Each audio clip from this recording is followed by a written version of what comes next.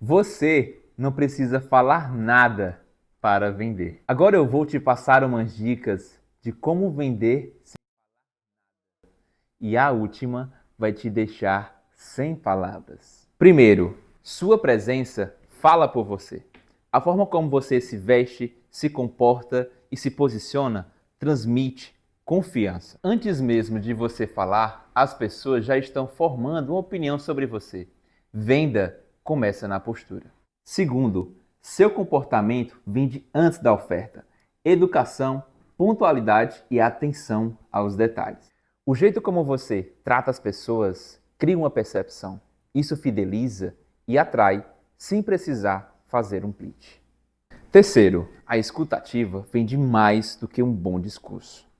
Ouvir com atenção, sem interromper, com empatia e intenção, gera mais conexão. Muitas vezes o cliente já quer comprar, ele só precisa se sentir compreendido. Quer aprender a vender todos os dias? Me segue aqui e bora pra cima!